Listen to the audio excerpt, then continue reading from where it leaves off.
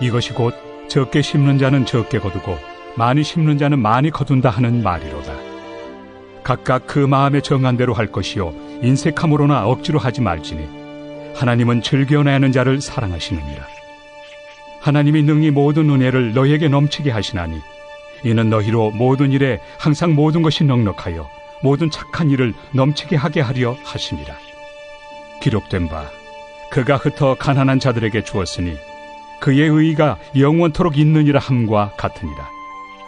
심는 자에게 씨와 먹을 양식을 주시는 이가 너희 심을 것을 주사 풍성하게 하시고 너희 의의 열매를 더하게 하시리니 너희가 모든 일에 넉넉하여 너그럽게 연보를 함은 그들이 우리로 말미암아 하나님께 감사하게 하는 것이라. 이 봉사의 직무가 성도들의 부족한 것을 보충할 뿐 아니라 사람들이 하나님께 드리는 많은 감사로 말미암아 넘쳤느니라. 이 직무로 증거를 삼아 너희가 그리스도의 복음을 진실히 믿고 복종하는 것과 그들과 모든 사람을 섬기는 너희의 후한 연보로 말미암아 하나님께 영광을 돌리고 또 그들이 너희를 위하여 간구하며 하나님이 너희에게 주신 지극한 은혜로 말미암아 너희를 사모하느니라. 말할 수 없는 그의 은사로 말미암아 하나님께 감사하노라. 안녕하십니까. 9월 21일 토요일 말씀 묵상 시작하겠습니다. 고린도 후서 9장 6절에서부터 15절까지 말씀을 함께 읽으셨습니다. 어제 본문에서 바울이 고린도 교회에서 연보를 거둘 사역을 감당할 사역자 3명 소개했죠. 그리고 그들이 그 간절함을 가지고, 즉 열정을 가지고 조심하여서 사역할 것이다, 이렇게 소개를 한 후에 꾸준하게 그 연보를 감당해 달라는 이야기를 어제 본문에서 했었는데, 이제 오늘 본문에서는요, 꾸준할 뿐 아니라 좀 인색하지 않게 좀 후하게 좀 해라, 그런 내용이 기록되어 있습니다. 요즘은 연보라는 용어보다 헌금이라는 용어가 많이 쓰이는데요, 바울이 이렇게 후한 헌금, 좀 많은 액수의 헌금을 부탁하고 있는 이 내용에서 우리가 헌금을 할 때 원칙 그리고 목적이 무엇인지를 파악할 수가 있습니다. 6절 7절 보시면요, 헌금의 원칙이 제시되고 있어요. 첫 번째 원칙이 뭐냐 하면, 사도 바울은 마치 무엇인가를 인용하듯이 적게 심는 자는 적게 거두고 많이 심는 자는 많이 거둔다, 이런 말을 쓰고 있는데, 사실 구약 성경에 이와 일치하는 구절은 없습니다. 그러나 이것은 세속 철학에 되어 있는 굉장히 보편적인 사고예요. 아리스토텔레스의 저작에서도 이런 말은 찾아볼 수 있고요. 잠언에서도 잠언 11장 25절, 22장 8절 이런 내용을 살펴보아도 많은 것을 드리면 많은 것을 얻는다는 가르침이 이곳저곳에 나와 있습니다.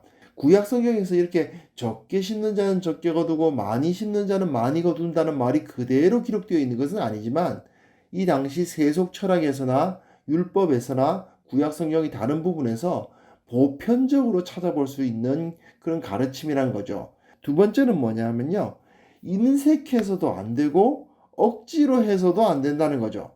많은 것을 가지고 있으면서도 인색하게 적은 액수만 들여서도 안 되고, 또 자기가 가진 것이 많지 않음에도 불구하고 억지로 자기 능력 밖의 액수를 드리려고 하지도 말라, 그런 말입니다.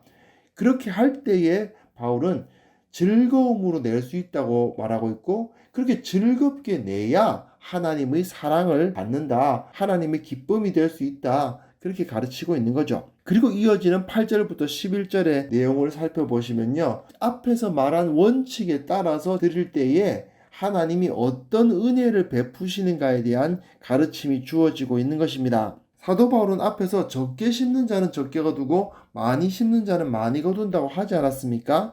그러니까 후한 연보를 하는 자들에게는 하나님께서 후한 은혜를 주신다, 그런 말인데, 시편 112편을 언급을 하고 있어요. 9절인데요. 그가 흩어 가난한 자들에게 주었으니 그의 의가 영원토록 있느니라, 이런 표현을 쓰는데, 이게 시편 112편 9절이거든요. 의인에게는 부와 재물이 있고 그 의인은 그 부와 재물을 가난한 자들에게 계속 나눠주는 일을 하고 그 덕분에 그는 또한 하나님으로부터 많은 은혜를 받는다, 이런 노래가 바로 시편 112편입니다.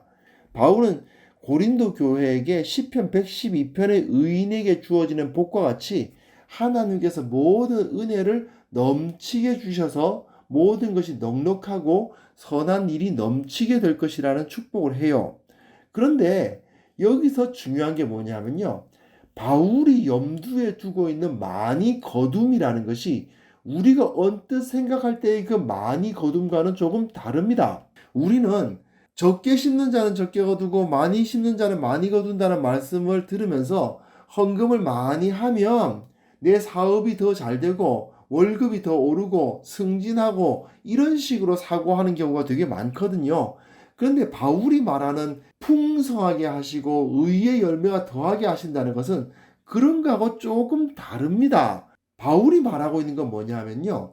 이들이 이렇게 연보를 많이 함으로 인해서 유대인 교회인 예루살렘 교회가 이방인 교회인 고린도 교회로 말미암아 하나님께 감사하게 된다. 이게 바로 풍성하게 하시고 의의 열매가 더하게 하시는 일인 거예요. 근데 이게요, 그 당시 사람들이 생각하기에는 그야말로 기적과도 같은 일이거든요. 유대인들이 이방인들로 인해서 하나님께 감사하게 된다. 이런 일은 그 당시로서 생각하기가 어려웠던 일인 겁니다. 물론 헌금을 드리는 성도들에게 하나님이 그들의 필요를 아시고 채워주신다는 것을 부정하면 안 됩니다. 하나님께서는 분명히 하나님께 드리는 자들의 마음을 아시고 그들의 필요를 넘치도록 채워주실 것입니다. 그러나 바울의 눈에는 그게 너무 작은 일인 거예요. 하나님께서 그 바치는 자들에게 채워주시는 은혜는 단순히 내 수입이 좀 늘고 내가 좀 직장에서 승진하고 또 내 사업이 좀 잘 되고 하는 정도의 작은 은혜가 아니고 내가 바치는 이 작은 것들을 통해서 유대인과 이방인이 하나가 되는 기적과도 같은 역사가 일어난다는 거죠. 그게 더 큰 거예요. 우리는 많이 드릴수록 많이 거둘 것을 믿어야 됩니다. 그런데 그 많이 거둠이라는 것은 단지 내 월급 통장에 찍히는 숫자의 크기가 좀 더 커지는 수준의 많이 거둠이 아닌 거예요. 주님은 훨씬 더 큰 스케일로 일하시는 겁니다. 우리가 하나님께 드리는 것이 많아질수록 하나님의 일은 훨씬 더 크게 성취됩니다. 그것을 통해서 우리는 상상 이상의 은혜를 누리게 되는 것입니다. 이 세상이 하나님의 나라로 변화되는 어마어마한 큰 일을 하나님께서 이 작은 헌물을 통해서 이루신다는 거죠. 그걸 바라봐야 된다는 겁니다. 그리고 12절부터 15절의 말씀을 보시면요. 이제 바울이 헌금의 목적을 열거하기 시작해요. 첫 번째 목적은 뭐냐 하면 성도들의 부족을 채우는 것입니다. 주님께서 마태복음 25장에서 여기 내 형제 중에 지극히 작은 자 하나에게 한 것이 곧 내게 한 것이니라 하셨던 것처럼 하나님께서 내게 주신 재물로 형제의 필요를 채우는 것이 곧 우리 주님을 섬기는 거죠. 이 헌금을 통해서 형제들의 생활을 돕는 것입니다. 가난한 형제들의 궁핍을 채워주는 그것이 첫 번째 목적이고 사실은 가장 중요하고 가장 강력한 목적입니다. 두 번째 목적은 뭐냐면 하나님께 대한 넘치는 감사를 표현하는 방법으로서 사용됩니다. 바울은 하나님께 드리는 많은 감사라는 표현을 12절 뒷부분에 쓰거든요. 이게 뭐냐면 구약의 제사, 그러니까 번제를 염두에 두고 있는 겁니다. 유대인들은 성전에 가서 감사의 번제를 드릴 수 있지만 이방인들은 성전에 못 들어가죠. 그랬을 때 고린도 교회가 하나님께 드리는 그 감사의 제물은 무엇인가? 바로 이 연보인 것입니다. 헌금을 들여서 연약한 지체들을 위해서 사용하는 그 모든 것이 다 하나님께 드려지는 제물, 번제가 된다는 거죠. 세 번째로는 뭐냐면 우리가 복음을 믿고 하나님께 순종하고 있음을 나타내는 증명이 돼요. 당시로 봐서는 유대인들의 입장에서 이방인 교회가 하나님을 믿고 복종하고 있다는 사실을 믿기는 어려웠을 겁니다. 왜냐하면 율법에 금지된 음식 다 먹고 있잖아요. 이방인들이 차림새를 그대로 따르고 있거든요. 그렇게 살아가는 자들이 어떻게 하나님께 순종하는 삶을 사는지 알 수 있겠습니까? 여기서 이방인 교회였던 고린도 교회가 자기들이 재물 중에서 적지 않은 액수의 재물을 내어놓으면서 선뜻 내놓으면서 그것을 통해 유대인 교회가 그 궁핍함에서 벗어날 수 있도록 한다. 이것만 보면 이들이 하나님께 복종하고 있다는 증거로서 충분했겠죠. 웨슬리가 한 유명한 말이 있죠. 나는 당신의 지갑이 회개하기 전에는 당신의 회개를 믿지 않는다. 이런 말을 썼는데 비슷한 말인 겁니다. 이들이 자기 재물을 유대인들에게 그들의 필요를 채우기 위해서 내놓는 것만 봐도 그들이 하나님께 복종하고 있다는 증거로서는 충분했을 겁니다. 넷째로는 교회가 서로 기도하며 사랑하는 관계가 돼서 하나가 되게 하는데 이것이 사용되었던 거죠. 사도행전 15장에 보시면요, 예루살렘 공의회 이야기가 나옵니다. 거기서 이방인들도 예수 그리스도로 말미암아 율법을 지키지 않고 할례를 받지 않는다 하더라도 하나님의 백성으로서 구원을 얻고 그리스도 안에서 한 지체가 된다라고 선포는 되었어요. 하지만 여전히 유대인 교회는 이방인 교회를 껄끄럽게 생각했을 겁니다. 옛날에 미국에서 흑인과 백인은 동등하다라고 법원에서 땅땅땅 때렸다고 해도 똑같이 그 사회에서는 그 차별이 존재했지 않습니까? 마찬가지인 거죠. 예루살렘 공의회에 의해서 동등하다라고 아무리 선포가 되었어도 그렇게 쉽게 가까워지고 동등하게 여겨지기는 어려웠을 겁니다. 그러나 고린도 교회가, 이방인 교회가 상당히 큰 액수의 연보를 모아가지고 그 생활이 어렵고 힘든 유대인들에게 주면서 그들을 위해서 우리가 기도했고 우리의 것을 모아서 여러분들이 어려움을 돕기를 원한다. 이렇게 내놓았을 때 그들의 장벽이 끼어졌겠죠. 이 당시뿐만 아니라 지금도 이런 목적으로 헌금은 사용되어야 되는 거죠. 사실 한국 교회에서는 헌금 때문에 문제가 많았던 것도 사실이죠. 특히 건축 때문에 그랬던 것 같아요. 빚을 내면서까지 교회에 헌금하고 그런 일들이 벌어졌습니다. 그분들이 정말 열심을 폄하하면 안 됩니다. 빚을 내어가면서 헌금하고 하시는 분들 보면 정말 존경스럽기도 합니다. 하지만 솔직히 말해서 그런 식의 무리한 헌금과 무리한 건축이 가져다주는 피해가 생각보다 컸죠. 그뿐 아니라 어제 나눈 내용인데 조심함과 꾸준함이 없는 재정 사용으로 인해서 교회에서 재정 사고라도 한번 나면 정말 큰 시험거리가 되고 하지 않았습니까? 그 외에도 많죠. 참 안타까운 사연들이 많이 있습니다. 그러나 분명 헌금은 하나님의 일에 동참할 수 있는 특권입니다. 그 자체로 복되고요. 또한 그것을 통해서 더 큰 것으로 채우시는 하나님의 은혜를 경험하는 통로임에 틀림이 없습니다. 하나님이 우리에게 재물을 주시는 목적은 그것을 쌓아놓고 좀과 동록이 해하며 도둑이 구멍을 뚫고 도둑질하게 하는 그런 것이 아니죠.